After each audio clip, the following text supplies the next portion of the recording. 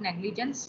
Law of negligence में ये बता रही थी कि ये लॉ ऑफ नेग्लिजेंस ऐसे होता है कि जब एक काम करने के लिए आपको एक एहतियात लेने की ज़रूरत थी, आपने नहीं ली, तो फिर क्या कॉन्सेप्ट, क्या आपने ऑफेंस कमिट किया? नेग्लिजेंस का। अब नेग्लिजेंस एडवर्टेंट भी होती है और सिंपल भी होती है। मतलब एक है कि जानबूझकर की गई है या पता नहीं चला और आपसे बेहतियाती हो गई।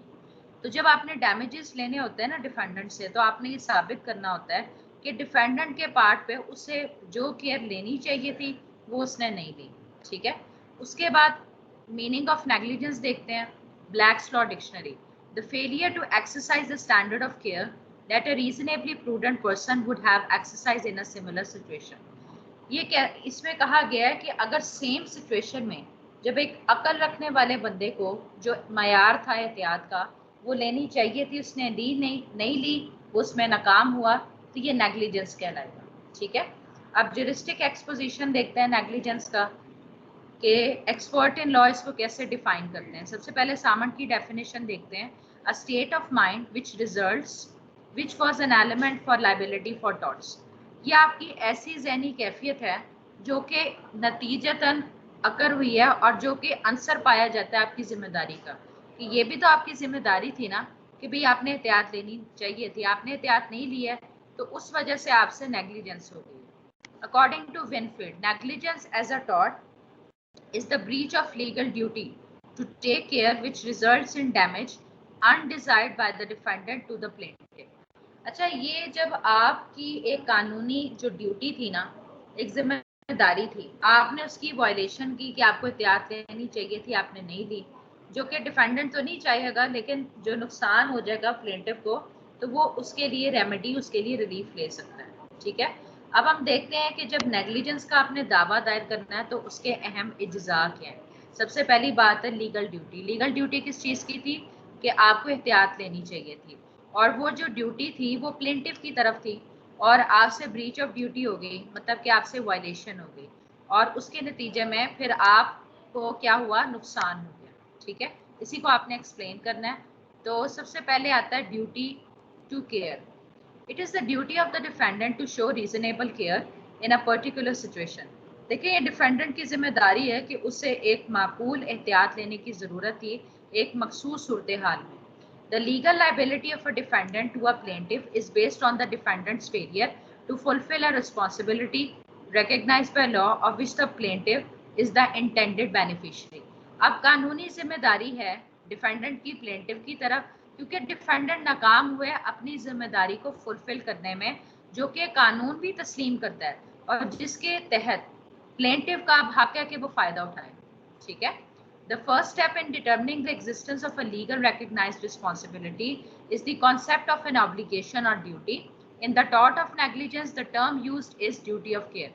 अच्छा, तो सबसे पहले इस बात का तयन करना ज़रूरी है कि जो आपकी जिम्मेदारी है ना वो क्या है, आपकी जो ऑब्लिगेशन का कॉन्सेप्ट है या जो ड्यूटी है, और इसके लिए लॉ ऑफ टॉर्ट में हम ड्यूटी ऑफ केयर का लफ्ज़ इस्तेमाल करते हैं।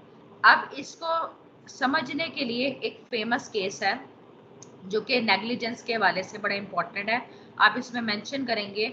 ये केस है डोनाग्यू वर्सेस स्टीवनसन 1932। पहले मैं उर्दू में इसके फैक्ट्स आपको बता देती हूँ। अच्छा, इसमें क्या होता है कि दो फ्रेंड्स जाती हैं बार में जहाँ पर ये ड्रिंक्स वगैरह मिलती हैं, आप इसे कैफ़े भी कह सकते हैं। तो वहाँ पर वो शराब पीने जाती हैं, बॉटल वो मंगवाती हैं, उन्हें नहीं पता होता कि उस बॉटल में एक मरा हुआ स्नेल है। ठीक है, तो क्या होता है कि एक फ्रेंड को उसको कोई स्टमक कोई प्रॉब्लम हो जाती है, डायग्नोज होता है जब, तो जो मैन्युफैक्चरर होता है जिसने वो बॉटल प्रिपेयर की होती है स्टीवनसन ने, उसके खिलाफ केस दायर कर देती है डोनाग्यू। ठीक है ना, तो इसमें ये हेल्ड डाउन हुआ है कि बेशक डायरेक्टली कोई मुआहदा नहीं था परचेजर और मैन्युफैक्चरर के दरमियान, लेकिन उसे एहतियात लेने की ज़रूरत थी जब उसने वो चीज़ मैन्युफैक्चर की थी। ठीक है, अच्छा जी, इसके फैक्ट्स हैं। While attending a store, plaintiff got a bottle of ginger beer which was purchased for her by a friend. The bottle was later discovered to contain a decomposing snail। Decomposing snail मतलब मरा हुआ snail। Since the bottle was not made of clear glass, Donoghue the plaintiff consumed most of its contents before she became aware of the snail। She later fell ill and physician diagnosed her with gastroenteritis, ये stomach problem है. Donoghue subsequently took a legal action against Mr. Stevenson, the manufacturer of the ginger beer. Donoghue was awarded a reduced amount of damages from the estate. Estate मतलब जायदाद या property from the estate of Stevenson, who had died before the case was entered. हाँ जी, यहाँ तक clear है आपको? जी बैदुल्ला, इधर तक क्लियर है आपको? उसके बाद अब इसका हेल्ड देखते हैं कि इसमें क्या अदालत ने हेल्ड किया.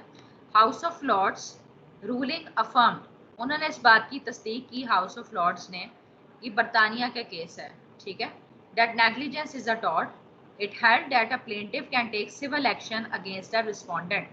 रिस्पोंडेंट कौन होता है? जिसके खिलाफ आप मुकदमा लड़ते हैं या जिसके खिलाफ कोई आप प्रोसीडिंग स्टार्ट करते हैं. If the respondent's negligence causes the plaintiff injury or loss of property. Since Donoghue has not purchased the bottle, she could not prove contractual arrangement with Stevenson. मतलब डायरेक्टली तो उनका कोई मुआहदा नहीं हुआ था ना, तो इस बात को साबित नहीं किया जा सकता कि उनके दरमियान कोई मुआहदा था.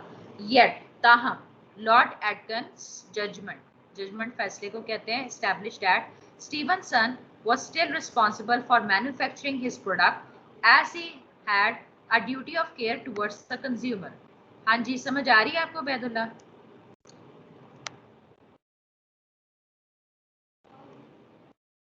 अच्छा जी.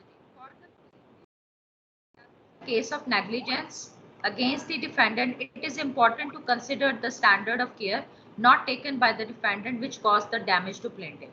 अब यहाँ पर plaintiff के लिए ये establish करना जरूरी है कि भाई कि उससे वो कौन सा मयार है एहतियात का जो उससे लेना चाहिए था लेकिन उसने नहीं लिया, और क्या, और जिसकी वजह से प्लेंटिफ को नुकसान हो गया.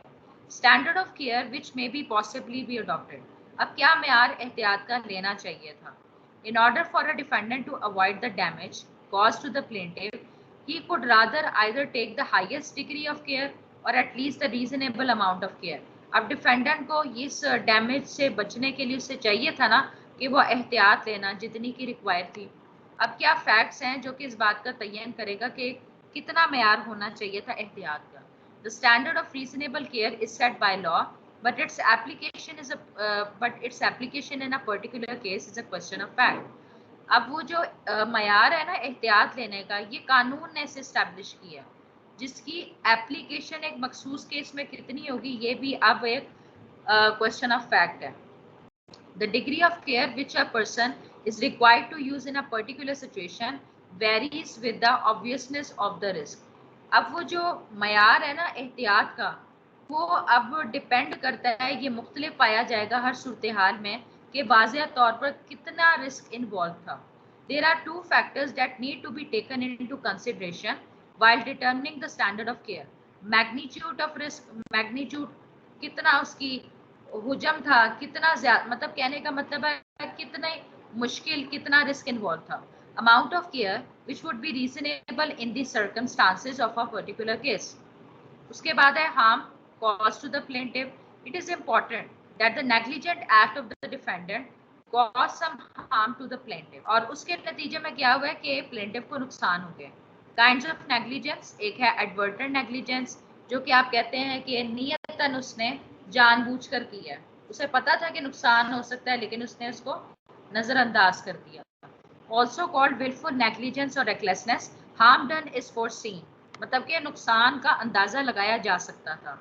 एज पॉसिबल और probable. Example, person who drives furiously in a crowded street causes injury to person is said to have committed advertent negligence. देखिए एक जो इंसान है ना, दो रैश ड्राइविंग कर रहा है एक गली में जहां पर बहुत रश है, तो वो एडवर्टेंट नेग्लिजेंस कमिट करेगा. इनएडवर्टेंट नेग्लिजेंस जो आपकी बेहतियाती, आपकी लाइल्मी की वजह से हो. Negligence as a result of ignorance, thoughtlessness और forgetfulness. Harm is neither foreseen nor willful. Example, doctor who treats a patient with negligence.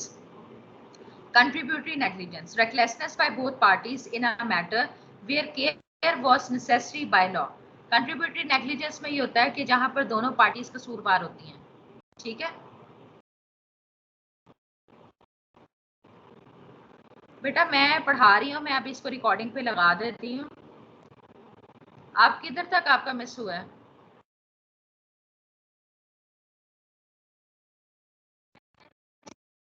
अभी रिकॉर्डिंग पे आपको सेंड कर दूंगी। आपको जो ना समझे फिर होने वाला है।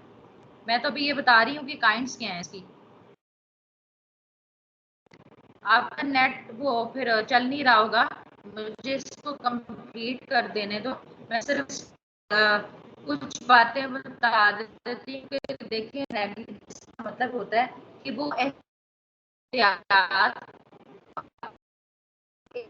काम कर था। ठीक, अगर ठीक है, इसमें आ जाती है ना ड्यूटी, आपको एहतियात लेनी चाहिए थी। ठीक है, फिर उसमें देखा जाएगा कि कितना रिस्क इन्वॉल्व था, कि अगर एहतियात नहीं ली जाती तो इससे इतना नुकसान हो जाना था। ठीक है, फिर इसमें एक फेमस केस है डोनोगियो वर्सेस कहेंगे कि भाई दो फ्रेंड्स जाती हैं, बॉटल मंगवाती हैं जिंजर बियर की। ठीक है, उन्हें नहीं पता होता कि उसमें एक मरा हुआ स्नेल है।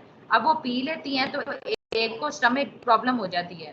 तो वो क्या करते हैं कि जो जिसने बॉटल शराब की वो तैयार की होती है उसके खिलाफ केस फाइल कर देते हैं। तो उस फैसले में ये हेड डाउन होता है कि बेशक डायरेक्टली कोई कॉन्ट्रैक्ट नहीं था पार्टीज के अंदर, से वो बॉटल बनाते हुए एहतियात लेनी चाहिए थी। ठीक है, उसके बाद पढ़ा कि एडवर्टेंट काइंड्स पढ़ रहे थे हम। एडवर्टेंट बेहतियाती करने की वजह से नुकसान हो जाता है। इन एडवर्टेंट नेग्लिजेंस का मतलब होता है आपकी लाइल्मी, आपकी जालियत, बगैर सोचे कोई आप काम कर दें तो इनएडवर्टेंट कहते हैं। जैसे कि अगर डॉक्टर पेशेंट को ट्रीट कर देता है तो और नुकसान हो जाता है, बेशक उसकी विलनेस नहीं थी, उसमें उसकी अपनी रजामंदी नहीं थी, लेकिन उसकी वजह से नुकसान तो हो गया ना। ठीक है, उसके बाद है कंट्रीब्यूटरी नेग्लिजेंस। कंट्रीब्यूटरी नेग्लिजेंस का मतलब ये होता है कि जहां पर दोनों पार्टीज की गलती थी जिसकी वजह से नुकसान हो गया। Recklessness by both parties in a matter where was necessary by law. अच्छा, अब आगे है burden of proof in law of negligence. अब किसने स्टैब्लिश करना है नेग्लिजेंस में कि भाई इसकी वजह से मेरा नुकसान हुआ है, इज ऑन द प्लेंटिव। तो ये प्लेंटिव पे है कि वो इस चीज को स्टैब्लिश करे कि डिफेंडेंट की जिम्मेदारी थी कि उसे एहतियात लेनी चाहिए थी और उसने एहतियात ना लेने की वजह से उसका नुकसान हो। ठीक है, अच्छा, उसके बाद है defences in law of negligence. अब अगर आपके खिलाफ कोई नेग्लिजेंस का दावा दायर कर देता है तो आप उससे कैसे बच सकते हैं। ये सरकमस्टांसेस अगर हैं तो आप लाइबिलिटी से बच जाएंगे। पहली बात है that the defendant had no duty to care, जहां पर डिफेंडेंट की कोई जिम्मेदारी नहीं थी कि वो एहतियात ले। दूसरी बात, the plaintiff had suffered no damage, और प्लेंटिव का कोई नुकसान भी नहीं हुआ। The loss resulted from an act of God, खुदा की तरफ से कोई ऐसा वाक्य पेश आया कि भाई नुकसान हो गया जिसमें डिफेंडेंट का कोई कसूर नहीं है। The loss was due to a third party other than defendant's negligence, किसी तीसरी पार्टी की वजह से नुकसान हुआ। कंट्रीब्यूटरी नेग्लिजेंस, दोनों कसूरवार थे। कंसेंट, उसने रजामंदी दी थी। और इनएविटेबल एक्सीडेंट, जिसे आप कह सकते हैं अनअवॉइडेबल, जिस हादसे से बचा नहीं जा सकता था। ठीक है, ये रिकॉर्डिंग में आप देख लीजिएगा, नहीं समझ आएगी, नहीं आया तो मेरे से पूछ लीजिएगा। हाँ जी, क्वेश्चन समझ आया दोनों को? काइंडली बता दें। इनामुल्ला, आपको समझ आया?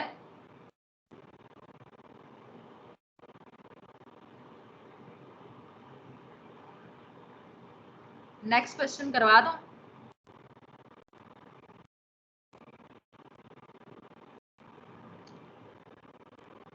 क्या समझ नहीं आया आपको? मैं अब क्या कर सकती हूँ, आपका नेट ही इतनी देर से लगा। मैं इसीलिए तो कह रही हूँ कि रिकॉर्डिंग सुन लें। नहीं नहीं मैम का क्या मतलब लूँ, आपको समझ नहीं आया? मैं इसको रिकॉर्डिंग पे लगा के ना आपको भेज देती हूँ। आपको अगर कोई पॉइंट नहीं पिक कर पाए ना तो आप मेरे से अलग से पूछ लेना। ठीक है,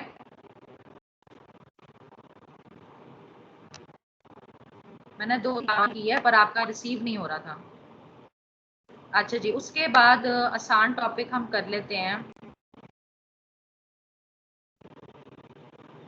ये वाला टॉपिक, फॉल्स स्टेटमेंट का मतलब होता है कि जब आप गैर कानूनी तरीके से किसी को कैद कर दे, तो ये ट्रेसपास टू पर्सन की एक कैटेगरी है। ट्रेसपास टू पर्सन का मतलब है कि एक बंदे का हक था, उससे आपने बयान जाकर उससे तजावुज कर, उस पे उसके किसी राइट को वायलेट।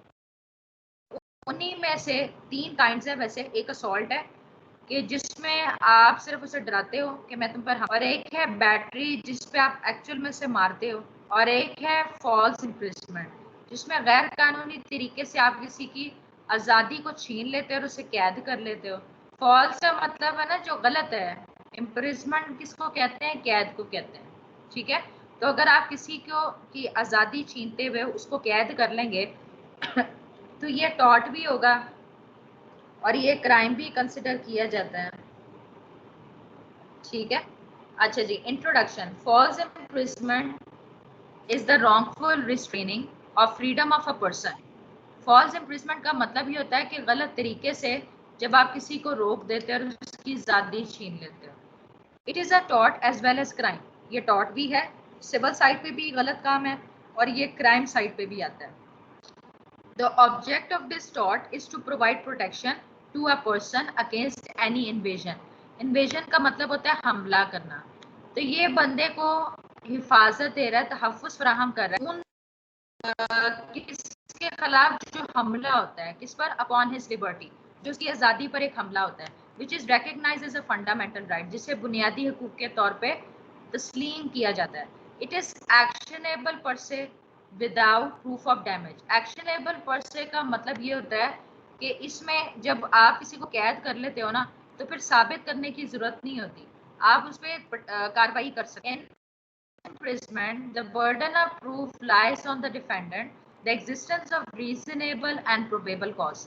तो false imprisonment में क्या होता है कि burden of proof साबित किसने करना होता है, डिफेंडेंट ने साबित होता है कि उसने मुनासिब और आधार की बना पर उसे कैद किया था। समझ आ रही है मेरी? इंट्रोडक्शन क्लियर हुआ है?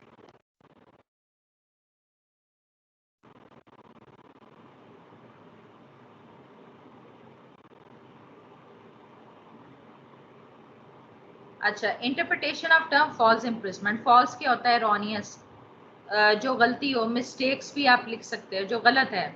इम्प्रिजमेंट होता है restrain of a man's liberty, जिसमें आप किसी बंदे की आज़ादी को सलब कर लेते हैं, छीन लेते हैं। Meaning of false imprisonment. False imprisonment Wex Cornell Law School, एक किताब का हवाला है। False imprisonment occurs when a person is restricted in their personal movement within any area without justification or consent. मतलब बगैर किसी माकूल वजूहात, उसकी रजामंदी के, आप उसकी जो जाती हरकतों अमल है ना, उसको आप रिस्ट्रिक्ट कर देते हो, आप उसको रोक देते हो, तो ये फॉल्स इम्प्रिजमेंट है।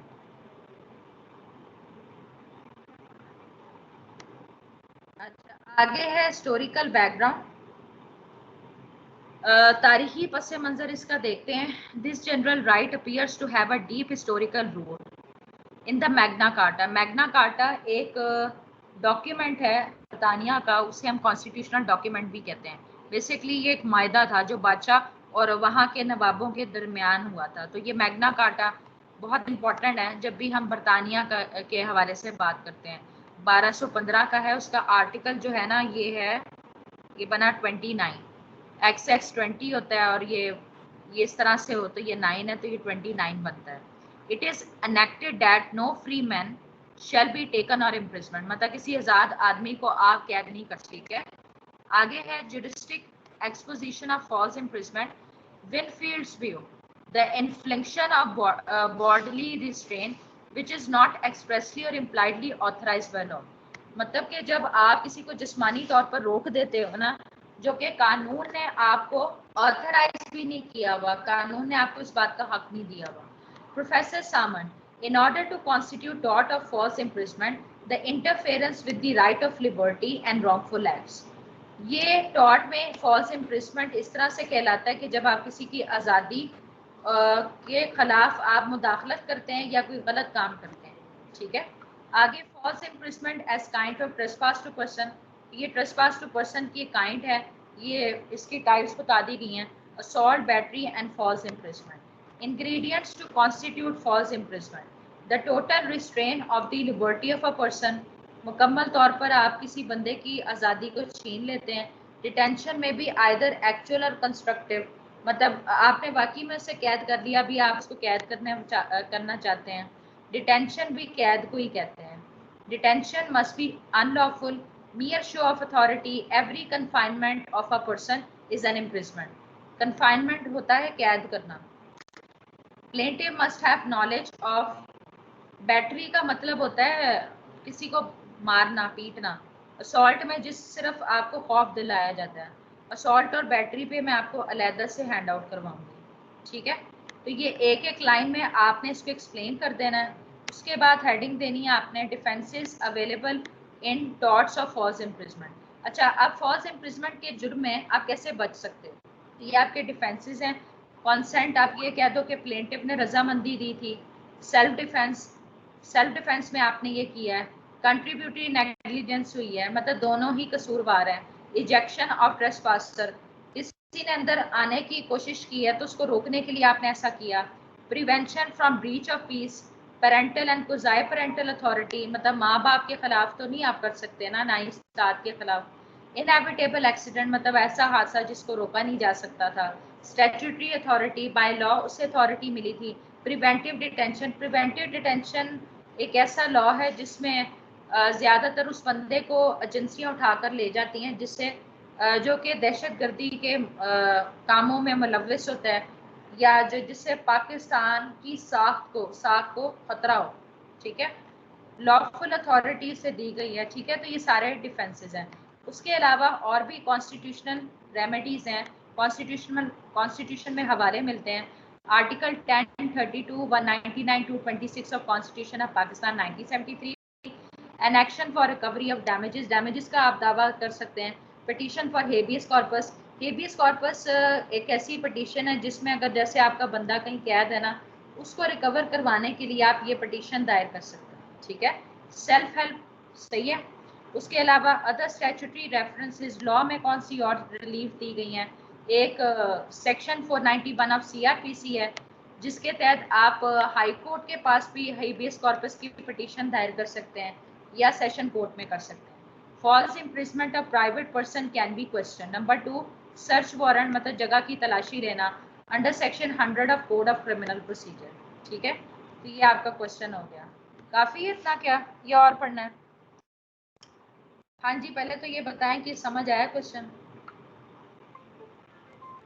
जी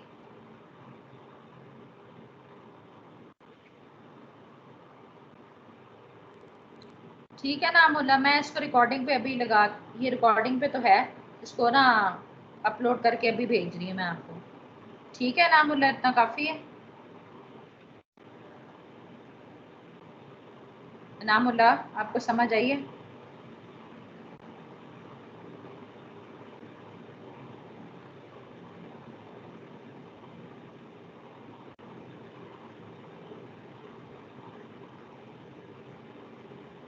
जी समझ आई है ना मुल्ला?